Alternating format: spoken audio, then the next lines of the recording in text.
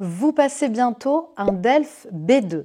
Dans cette vidéo, je vous propose une simulation de la passation de l'examen de production orale. Vous êtes prêts? C'est parti! Apprendre, parler, aimer le français avec Madame Fleu. Salut et bienvenue dans Apprendre, parler et aimer le français. Je suis Madame Fleu, je suis professeure de français pour les étrangers, mais je suis aussi examinatrice pour les examens DELF et DALF. Aujourd'hui, je vous propose une vidéo pour vous montrer un exemple de passation d'épreuve de production orale du DELF B2. Pour faire cette simulation, je serai accompagnée de Nadia, qui est ma collègue avec qui je travaille à l'université et qui est russe. Pour rappel, l'épreuve de production orale du DELF B2 dure 50 minutes. L'épreuve est divisée de cette manière. Vous aurez 30 minutes pour préparer un texte. Ensuite, vous aurez 20 minutes de passation. Les 20 minutes de passation se dérouleront de la manière suivante.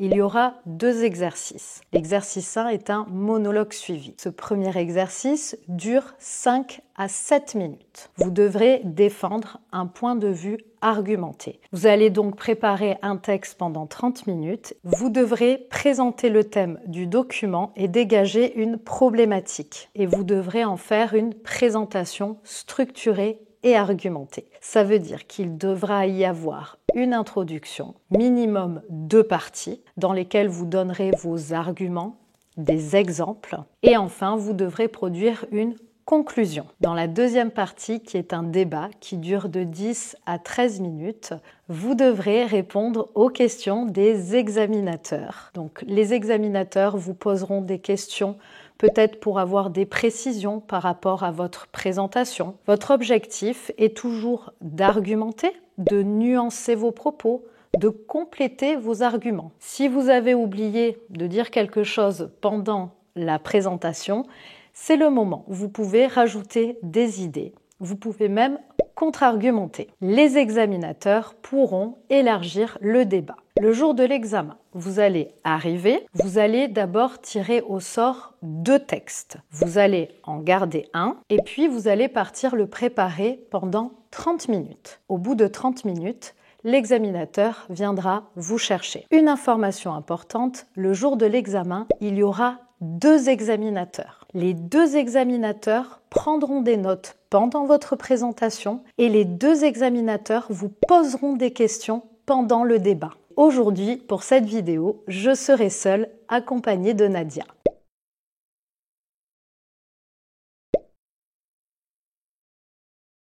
Vous allez tirer au sort 2 textes. Donc vous allez lire les titres, vous allez lire rapidement le contenu et vous allez me dire quel texte vous souhaitez garder et préparer pendant 30 minutes.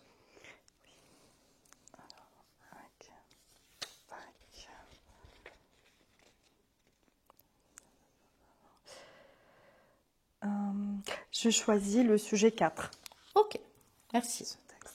Nadia a choisi le sujet suivant. Tout ce que vous devez savoir sur la télémédecine. De plus en plus, la télémédecine se développe, que ce soit pour les urgences ou encore le suivi médical. Va-t-elle finir par remplacer les professionnels de santé? On en entend de plus en plus parler, mais on ne sait pas toujours ce que c'est. Concrètement, c'est se servir de la technologie pour mettre en relation un patient avec des médecins, pour surveiller l'état de santé d'une personne, pour prescrire des médicaments, pour faire un suivi post-thérapeutique. Ces technologies permettent une amélioration de l'accès aux soins, surtout dans les déserts médicaux. Mais la télémédecine n'est pas faite pour remplacer les médecins de ville.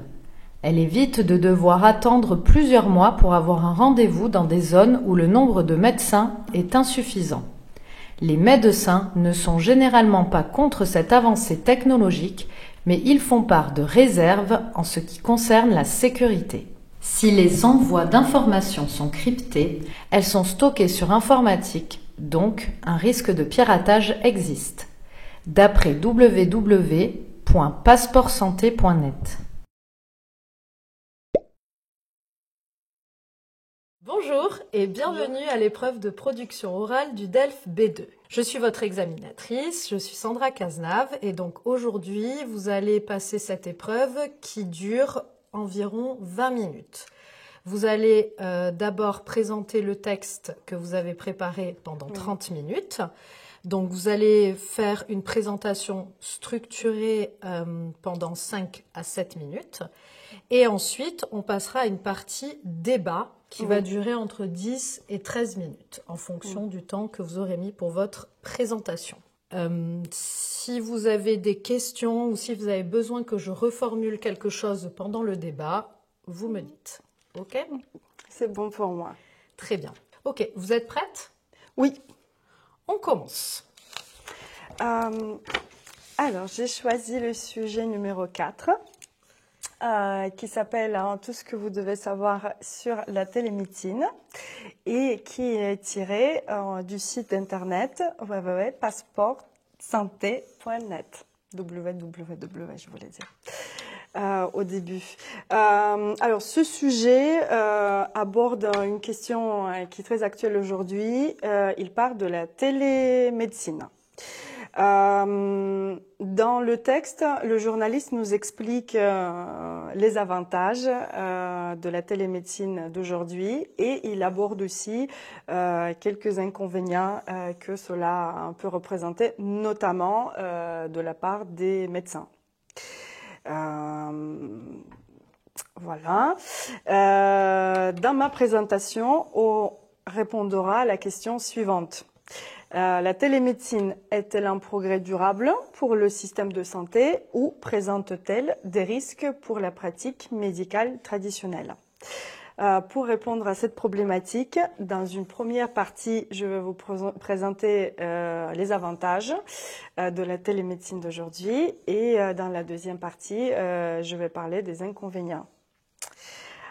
Voilà, donc pour commencer, tout d'abord, je pense que la télémédecine présente plusieurs avantages qui me paraissent évidents.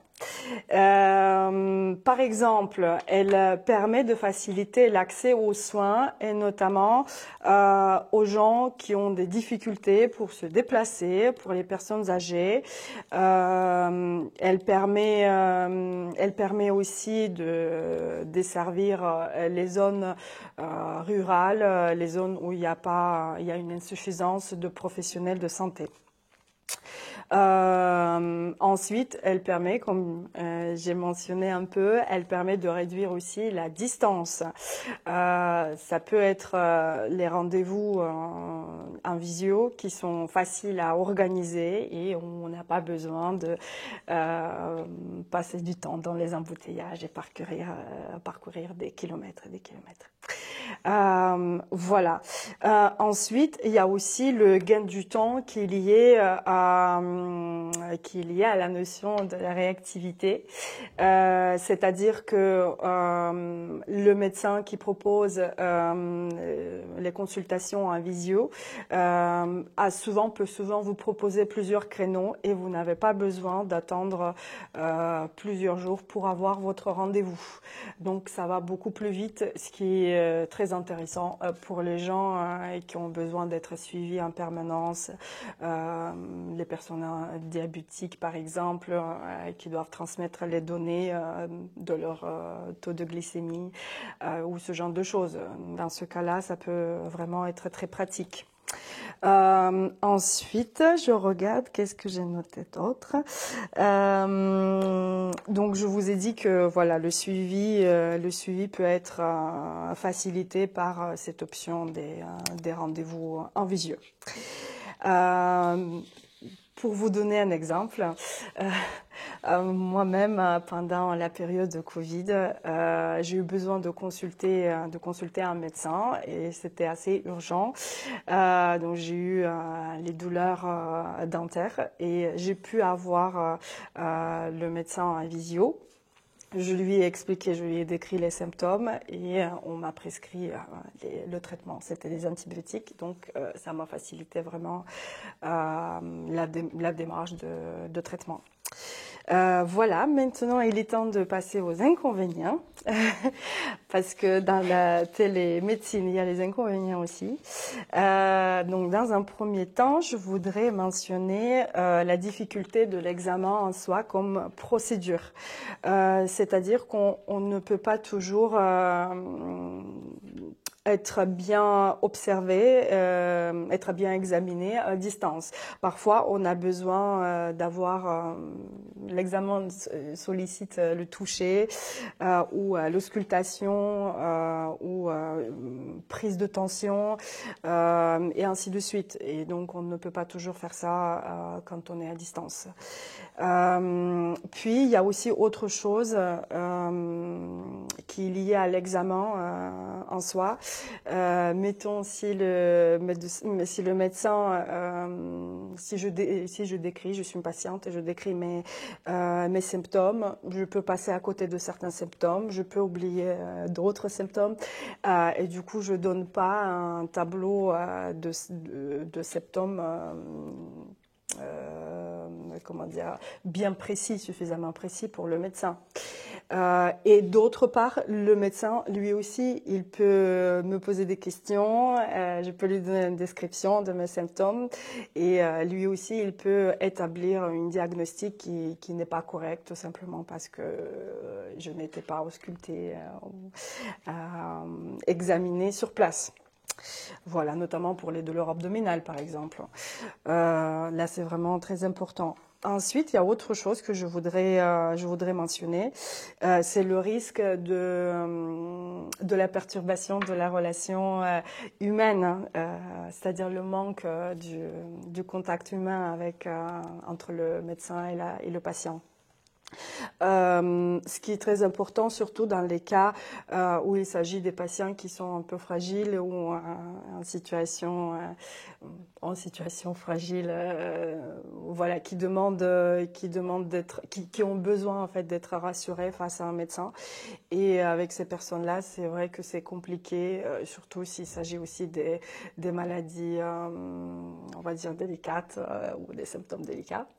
Là, on a vraiment besoin de se sentir en confiance face au médecin. Et justement, je reviens à l'exemple que je vous ai donné pendant la période de Covid, j'ai décrit mes symptômes au médecin. C'était vraiment, ça allait très vite, c'était simple et facile, mais je ne me vois pas parler d'autres types de maladies de cette manière-là. Voilà, et donc je me permets de prendre une petite minute pour regarder si j'ai pas... Ah oui, il y a encore un point qui est très important que j'ai oublié de mentionner. C'est une question éthique qui est liée aux données. Parce que comme vous savez, tous les données sont cryptées, sont enregistrées, on va dire, sur un serveur informatique. Et donc, il existe toujours, je pense, le risque de piratage. Voilà, qui est, on va dire, qui est un peu, comment, je cherche un mot, je suis désolée, pas infaillible, si je peux dire. Je ne vois pas aussi comment on peut éviter ce genre de risque aujourd'hui, parce que même dans les gros groupes où les données sont cryptées, c'est sérieux, il y a plusieurs choses qui sont mises en place pour les sécuriser. Et il existe les cas de piratage. Et si ce genre de choses arrive à une personne qui a une maladie, on va dire SIDA ou ce genre de choses, et qu'après, on va dire, les données se propagent ou deviennent disponibles pour tout le monde, ça relève une vraie question éthique. Il me semble que j'ai mentionné les points les plus importants que j'ai notés.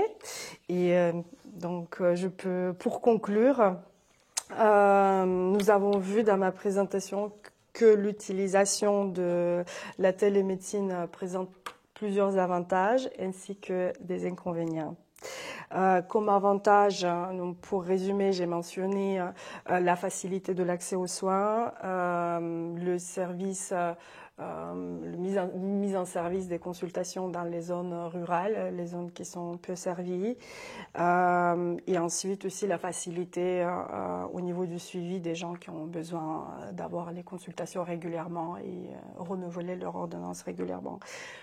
D'autre part, j'ai mentionné aussi des avantages, les inconvénients, mais notamment la question éthique des données cryptées et aussi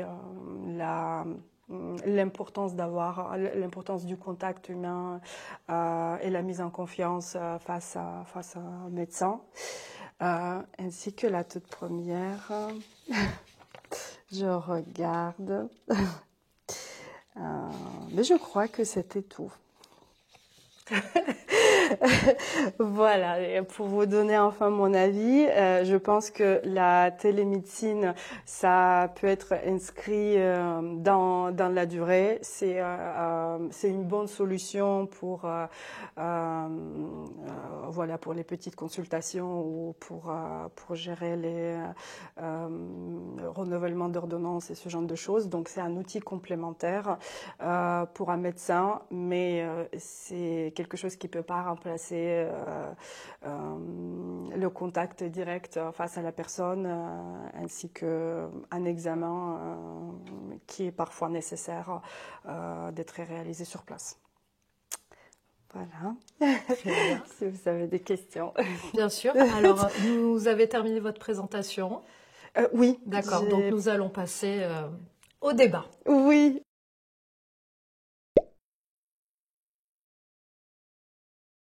Nous allons maintenant passer au débat. Dans votre présentation, donc, vous avez dit que la télémédecine pouvait être pratique donc dans des zones rurales, dans des lieux où en fait finalement l'accès aux soins est un peu difficile. Oui.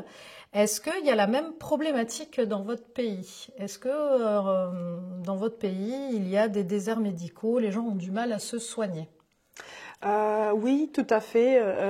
Je pense que ça doit être une question actuelle dans tous les pays. Il y a toujours les régions qui sont, on va dire, plus industrialisées et mieux servies que d'autres. Et dans mon pays, c'est aussi le cas. Et je crois qu'aujourd'hui, on essaie aussi de mettre en place les choses et proposer les consultations en visio, donc qui permettent de solutionner ce problème. D'accord. Et donc, ça marche? Est-ce que les gens utilisent dans votre pays la télémédecine? Oui, bien sûr. C'est surtout aussi la génération, on va dire, plus jeune. Et c'est vrai que chez les personnes plus âgées, c'est un peu plus difficile, notamment quand il y a les gens n'ont pas l'accès à Internet ou ils ne maîtrisent pas les outils numériques, c'est plus compliqué, mais ceux qui ont l'accès, oui, ils utilisent ce service. D'accord. Et alors, est-ce que vous pensez que d'une certaine manière, la télémédecine, ça pourrait aggraver les inégalités d'accès aux soins? Oui, tout à fait. Donc, comme je vous ai dit, il y a toujours les gens, notamment les personnes âgées, qui sont moins formés que d'autres et qui ont plus de mal à utiliser les outils numériques. Et je pense que c'est pour ça qu'il faut continuer à former les gens et il faut aussi sensibiliser les professionnels de santé à cette question-là. Ok. Alors, vous avez parlé un petit peu des avantages de la télémédecine. J'aimerais juste revenir un petit peu pour développer votre argument. Est-ce que en quoi, donc vous avez parlé des avantages donc de la télémédecine, mais est-ce qu'elle est vraiment adaptée à tout type de soins? En quoi vraiment elle peut être bénéfique?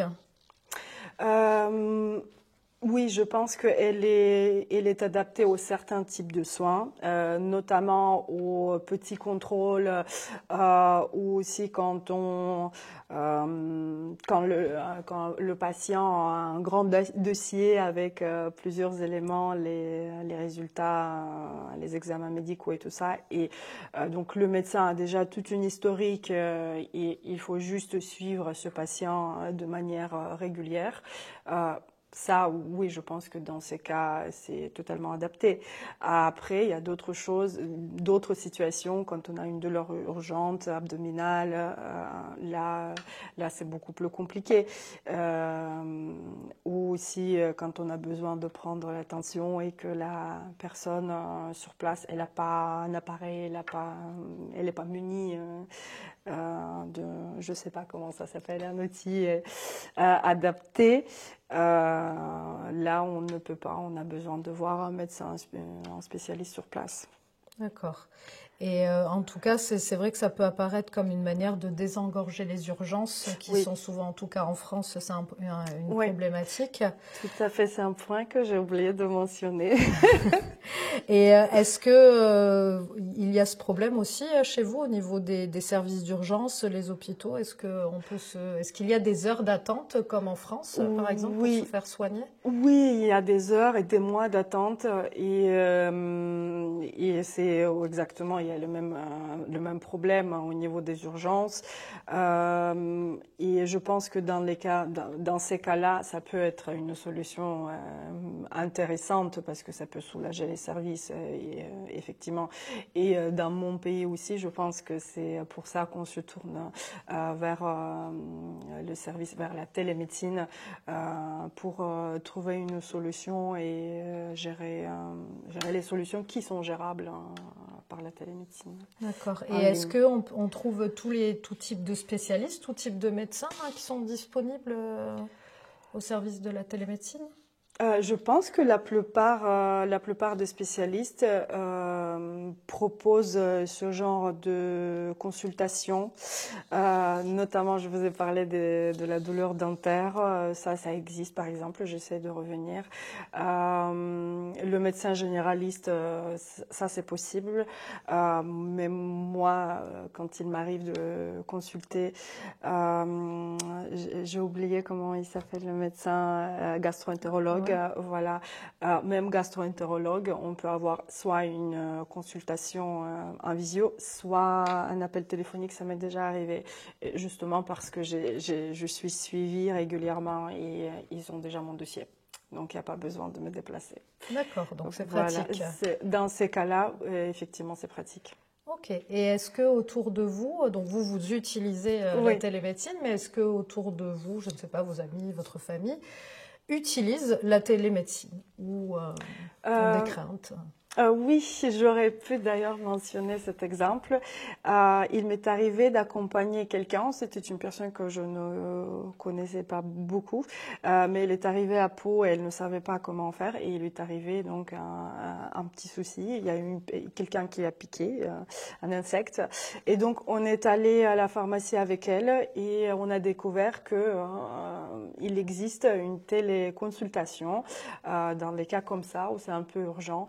Parce que ça commençait à s'inflammer et elle voulait absolument savoir ce que c'était. Et donc, on a pu prendre une consultation en visio avec un médecin qu'on ne connaissait pas. C'était pas le médecin généraliste ou quoi, juste un médecin. Et donc, il lui a prescrit il me semble que c'était antiseptique, enfin les produits comme ça. Et on lui a montré cette morsure avec une petite caméra. Alors, effectivement, il faut savoir manipuler les instruments, les appareils. On a eu du mal, mais ça marchait finalement. Et donc voilà, pour vous donner un exemple, même autour de moi, je pense que ça devient de plus en plus populaire, de plus en plus demandé, on va dire, comme service. Ok. Et alors, comment vous imaginez l'évolution de la télémédecine dans 10 ans, 20 ans? Comment on peut imaginer que ça va évoluer?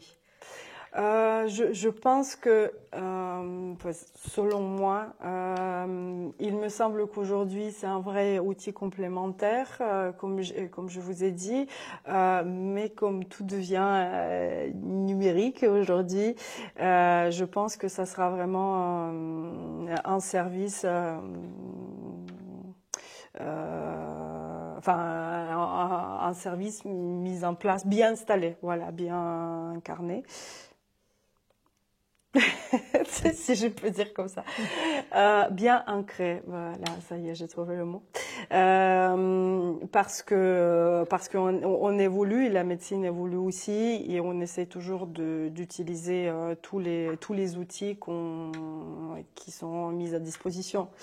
Je pense pas que ça puisse devenir une solution pour tous les problèmes, comme je vous ai dit, un contact humain, une auscultation. Dans les cas d'urgence, il faut le faire. On ne pourra pas faire ça avec une petite caméra en la manipulant autour de nous. Mais je pense que ça va se développer davantage. Il y aura peut-être des appareils connectés qui vont pouvoir transmettre les données de manière directe aux médecins. Mais bien sûr, il y aura toujours les choses qu'on ne va pas pouvoir gérer avec la caméra, juste avec la caméra. Ok, est-ce que vous imaginez, on peut avoir des scénarios un peu futuristes, mais finalement il y a quand même, pour pallier ce manque de médecins, est-ce que finalement on pourrait aussi avoir rendez-vous avec une IA, avec une intelligence artificielle, ou peut-être un docteur doué d'intelligence artificielle qui pourrait peut-être, je ne sais pas, trier en tout cas, faire des diagnostics? Est-ce que vous pensez que ce serait une solution envisageable? Oui, mais je pense que ça commence déjà à se développer. C'est intéressant parce que je connais quelqu'un qui a une maladie assez particulière, qui est pas ni très connue ni très étudiée, et donc cette personne-là, je sais qu'il a utilisé l'IA pour apprendre sur sa maladie, sur sa maladie, et donc l'IA lui a donné des conseils, qu'est-ce qu'il devait manger, ainsi de suite. C'était au niveau des articulations qu'il avait des soucis, et donc il suit les conseils de l'IA et il l'a trouvée franchement performante. D'accord. Donc, et je pense que si à ce sujet, c'est un point à rajouter, on n'a pas toujours de la chance, je suis un peu pessimiste là-dessus, on n'a pas toujours de la chance quand parfois on peut tomber sur les médecins qui sont pas très intéressés par notre cas, ou qui ont beaucoup de patients dans la journée et qui font leur travail de manière un peu plus automatique. Et c'est vrai qu'avec Léa, on peut prendre le temps pour discuter. Il y a toujours à notre écoute. Et donc, d'un cas à l'autre, parfois, ça va être l'IA qui va vous donner des meilleurs conseils. Il me semble. D'accord. Oui, mais en effet, c'est intéressant parce que j'ai lu beaucoup d'articles qu'au niveau de la santé mentale aussi, beaucoup de personnes utilisaient l'IA comme pour parler à un psychologue. Qu'est-ce que vous en pensez? Oui, je pense que, mais on revient toujours aujourd'hui, c'est un souci d'actualité et manque de temps en fait, manque de temps et l'efficacité qu'on essaie de pousser à l'extrême. Et donc, oui, si votre médecin peut vous accorder 5 minutes et vous essayez de lui parler vite fait, et voilà, et juste ça aboutit à une prescription de médicaments qui sont pas très intéressants peut-être, alors que à la maison vous êtes tranquille, vous parlez à l'IA et vous lui donnez tous les symptômes, vous essayez de penser à tout, vous prenez votre temps, et l'IA, en prenant tout en compte, peut effectivement vous donner une solution plus intéressante que 5 minutes passées face au médecin. Mais encore une fois, c'est pas toujours le cas, mais donc tout est relatif. C'est pas c'est pas un meilleur scénario, mais oui, ça peut être ça aussi. Parfois, l'IA peut être une solution intéressante, je pense. Ok. Très bien. Eh bien, écoutez, nous avons fini le débat et l'épreuve de production orale du DELF B2 est terminée. Merci. Merci. Et voilà. Et vous, Que pensez-vous de la télémédecine? Dites-le moi en commentaire. Écrivez-moi vos arguments positifs ou négatifs. Si vous passez bientôt un examen DELF B2, n'hésitez pas à revenir sur cette page et à partager en commentaire les sujets sur lesquels vous serez tombé. Ça pourra être utile à de nombreuses personnes. Si vous avez aimé cette vidéo, comme d'habitude, n'hésitez pas à me mettre un like, ça fait toujours plaisir et puis ça m'encourage beaucoup. Et n'oubliez pas de vous abonner à ma chaîne pour ne pas manquer de futures vidéos. Je vous dis à très bientôt. Ciao, ciao!